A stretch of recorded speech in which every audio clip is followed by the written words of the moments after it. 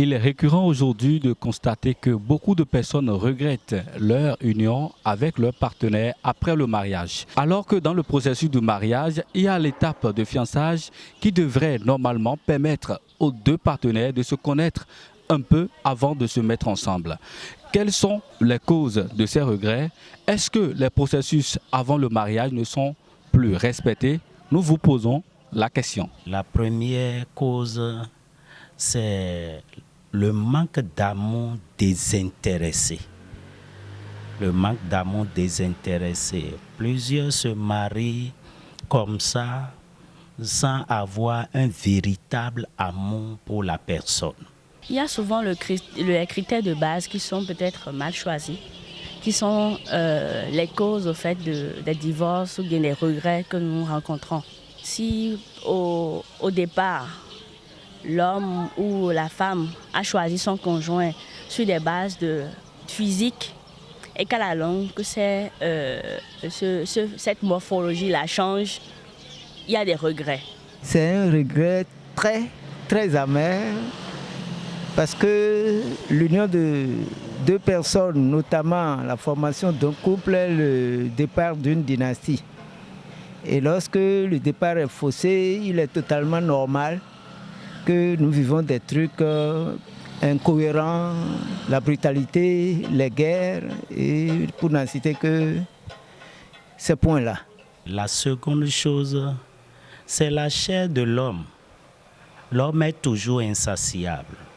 L'homme est toujours insatiable. Donc, et toutes les fois quand l'homme voit autre chose, ça l'attire et il voit que bon, ceci c'est encore plus meilleur. Au départ, au fait, les bases sont peut-être tel comportement et tel comportement. Et à la longue, ces comportements changent. Il y a toujours un regret. On se connaît aujourd'hui, demain on se marie. Il était donc normal que les périodes transitoires de connaissance des uns et des autres, de la connaissance de l'histoire de chacune des familles concernées, jusqu'à déduire une prospérité dans l'union ou des fois même une impossibilité dans l'union, ces phases-là sont totalement élaguées. Et nous nous marrons. Mais lorsque nous posons la question, nous trouvons que, attention, c'est miné. Aujourd'hui, c'est miné par malheureusement ce que nous mettons sous la coupe de l'évolution. C'est le sens de l'engagement que nous n'avons pas, le sens de la flexibilité, du partage au fait dans le couple, qui font qu'à des moments donnés, on se dit qu'on peut trouver mieux ailleurs. C'est la recherche du mieux ailleurs qui fait qu'on regrette ce qu'on a. Tout est artificiel. Vous pouvez vous trouver aujourd'hui, vous mariez pour une circonstance, donc vous mariez pour obtenir quelque chose et quand vous obtenez la chose, vous divorcez. Et c'est malheureusement ça qui nous mine et c'est ça que nos jeunes aujourd'hui sont en train de copier. Le mariage, ce n'est pas simplement un choix qu'on peut... C'est pas quelque chose qu'on achète au fait.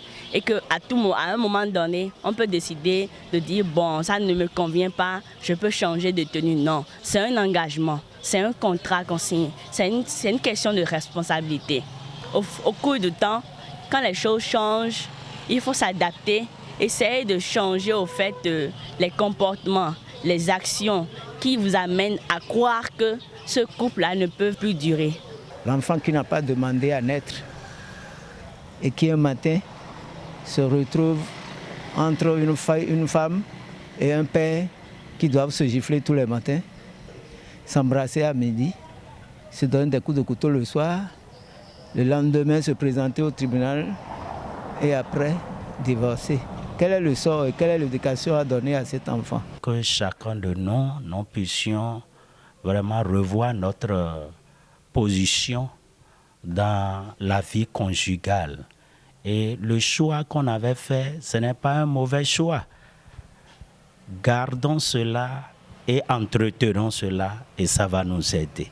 Je suis en train de doiter nos responsables, nos dirigeants, nos gouvernants aujourd'hui. Le tout ne suffit pas de parler harcèlement, le tout ne suffit pas de parler relations sexuelles sans code. Mais il faut maintenant mettre suffisamment de côté dans le mariage. Un enfant aujourd'hui, quand il y a une grossesse, on demande au Bénin précisément, il faut aller signer papier, il faut aller signer ici. Mais ce qui est fait avant la grossesse, c'est de là que nous devons partir.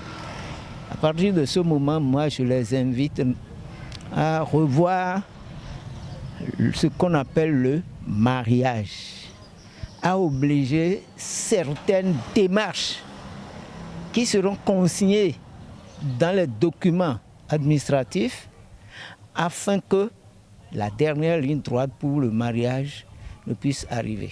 Le mariage, c'est comme un restaurant dans lequel on regrette toujours son plat après avoir jeté un coup d'œil au plat du voisin. Alors, observez bien le menu avant de faire votre commande, car après la commande, le plat n'est ni changé ni retourné. Nous vous souhaitons le meilleur où que vous soyez.